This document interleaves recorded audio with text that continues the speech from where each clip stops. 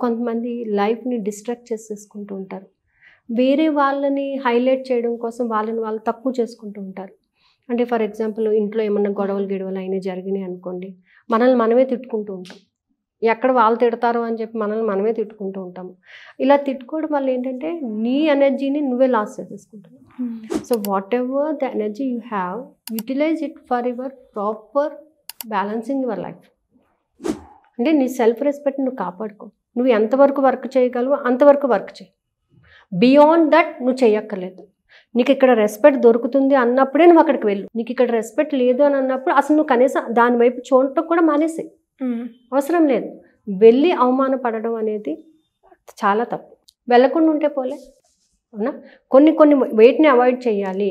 వేటికి నేను ఎమోషనల్గా టచ్ అవ్వాలి. నేను అన్నీ చేస్తానండి కానీ నన్ను ఇలా చూస్తున్నారు, అన్నీ నీది అని చేస్తున్నావు కాబట్టే నీకు రెస్పెక్ట్ లేదు అక్కడ. Why? Because they don't know your goodness. కాబట్టి నువ్వు ఏ పనులు చేయాలో, ఎంతవరకు నువ్వు వాటిని ఎమోషనల్గా ఫీల్ అవ్వాలో అంతవరకు మాత్రమే ఫీల్ అవ్వు. ప్రతి విషయంలోనే నేనే ఉన్నాను, ప్రతి విషయం నేనే చేస్తాను, ప్రతి విషయాన్ని నాకే అప్పచెప్పండి అని అన్నప్పుడు నువ్వు కొంత స్ట్రెస్ ఫీల్ అవుతూ ఉంటావు.